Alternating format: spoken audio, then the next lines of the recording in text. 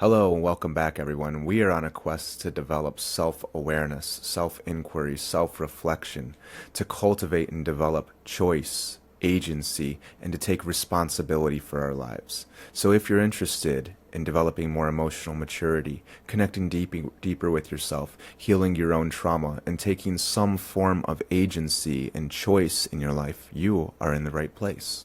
Today we are going to talk about psychedelic therapy treating trauma. Now, very commonly, I see this misconception, this idea that the therapy itself or the psychedelic itself is going to erase or get rid of or cure or fix your trauma. And that is actually very far from the truth. What the psychedelic and what psychedelic therapy is going to do is show you your trauma. It's going to help you to uncover it and to understand it. It'll give you a wonderful opportunity to connect with it and to relate with it, to change your relationship with it, and ultimately to comfort and soothe this trauma, to enact choices on how you're going to relate with it moving forward.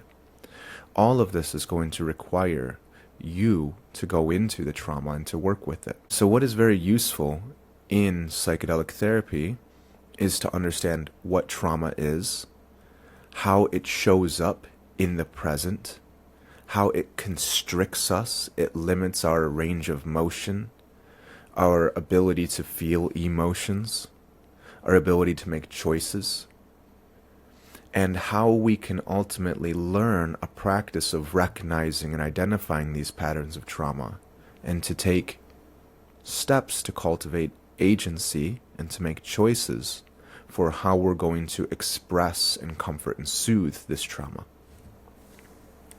So let's start with talking about what trauma is. Trauma is not so much about the thing that happened to you, but more about what happened to you as a result of the thing that happened to you. Trauma almost always originates in childhood, because when our bodies are developing, when our perceptions and our worldview are developing, when our nervous system is developing, when our hormonal systems and our emotional circuits are developing, when our beliefs about ourselves is developing in childhood, it develops in relationship to the environment.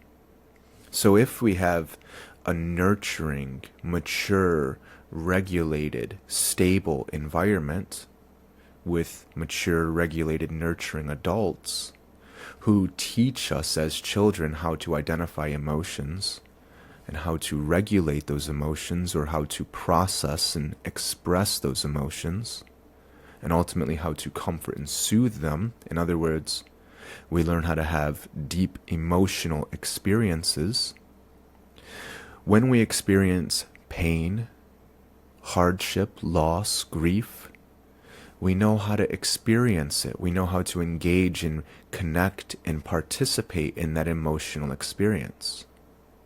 So these experiences of loss and pain and hardship throughout life, when we have the proper foundation underneath us, they don't become traumatic. On the other hand, if we grow up in an environment that is not regulated, it is not mature, it is not attuned, and there's no space for emotional experiences, if there's abuse happening, or there's negligence happening, or there's disconnects that are happening, if our parents don't have the ability to engage in our emotional experience with us, and they invalidate our emotional experience, when we come to them, we say, "Mommy, Daddy, I'm scared," or "I'm hurt," or "I'm sad," or "I'm angry." And they say, "Oh no, that's okay, there's nothing to be scared about." They can't engage with our emotional experience. We learn to disconnect from that emotional experience because we've been invalidated. Or when we express our emotions and we say, "I'm angry," or "I'm sad," and we get told, "If you're sad or you're angry, I'll give you something to be sad about," or "I'll give you something to be angry about." We learn that these emotional experiences are dangerous and overwhelming, and so we disconnect from them. And then when we go through pain and hardship and loss and difficulty, we don't have the ability to navigate it. And so we navigate it in the way that we had adapted to this initial traumatic environment that wasn't able to hold our emotional experiences, and we disconnect from it. So the initial trauma is not being able to hold space for an emotional experience. It's not being able to identify and recognize it, and to process it, and to express the emotional experience, and to comfort and soothe it, and to have somebody participate in it with us. So later in life, we find that we're doing the exact same thing. We're always trying to disconnect from our emotional experience. We're trying to suppress our emotions. We're trying to suppress our expression. We're trying to suppress our boundaries. And now, when we're always suppressing our emotions and we don't have the capacity to engage or relate with them, early in our lives, this induces a sense of panic. Because not having an attuned, regulated, mature nervous system in the form of an adult to teach us how to regulate our emotions, to teach us how to process our emotions or to express them, this is a threat to our survival. If we don't have somebody to participate in our emotional experience with us, and we have a sense of isolation, this is a direct threat to our development and to our survival. And this triggers one of our emotional circuits, the panic emotional circuit, the panic grief emotional circuit, to go off. And this emotional circuit is telling us that our needs are not being met. And so we feel a tremendous amount of panic and we cry out to get those needs met. But if we've learned to suppress that sense of crying out, because expressing our emotions makes things more dangerous for us, this sense of panic becomes a baseline.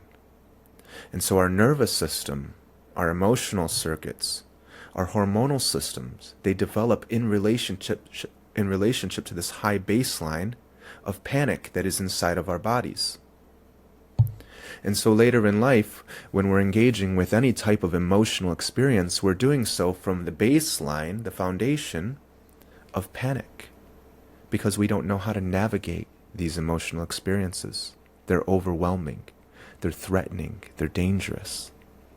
And so if we're going to go into a therapeutic application in psychedelic therapy, for instance, the first thing that we have to do is start to take an inventory of all the pains, of all the sufferings that are inside of us, not the things that happen to us. We don't need to go and ruminate and dwell and talk about all the things and all the dynamics and all the people who wronged us. When we do that, we oftentimes exacerbate and empower those pains, and they continue to take up our emotional space. So it's not about taking an inventory of the things that happen to us. It's about taking an inventory of our internal state, of the pains that we carry. We have to look at what state our nervous system is in. Are we always in a state of panic?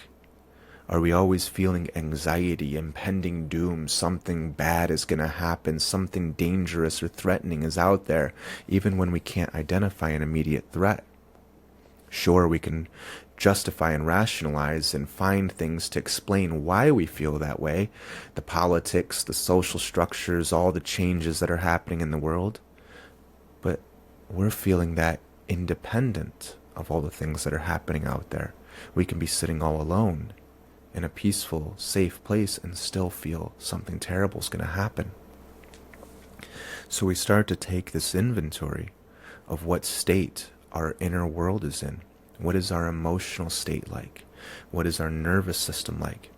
And this is very important to understand what's inside of us, because when we start to work with psychedelics, when we have the psychedelic therapy that is designed to reconnect us to ourself, that's what we're going to reconnect with.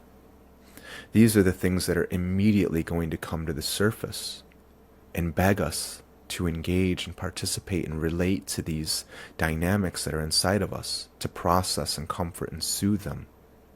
And if we have the pattern of suppressing or disconnecting from what we're feeling, this therapy is not only not going to help us in the capacity that it can, but it could also be very stressful and challenging and difficult because all of this pain that's inside of us is coming up to the surface and we don't have the capacity to work with it.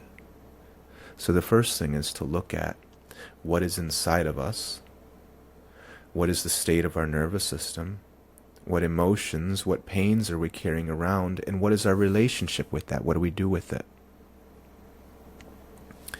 So this is what we do when we first start preparing or we first start the therapeutic application, is we start with taking this inventory and trying to figure out what's inside of us.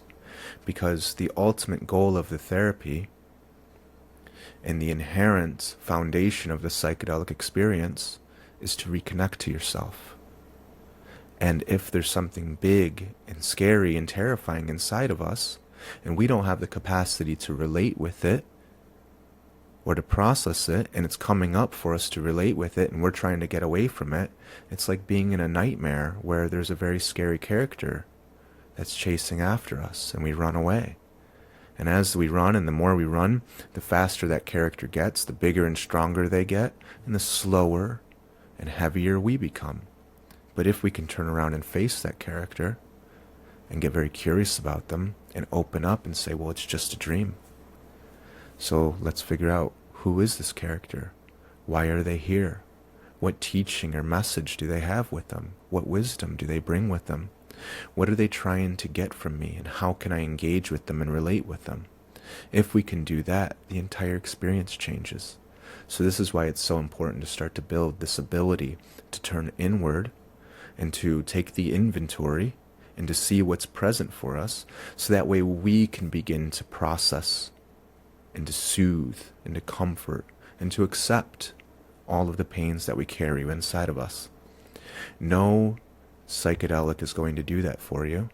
No therapist is going to be able to do that for you. All that we can do is show you the door, and you're the one who has to do it. And you don't have to do it alone. There's lots of professional support to help you do it as well.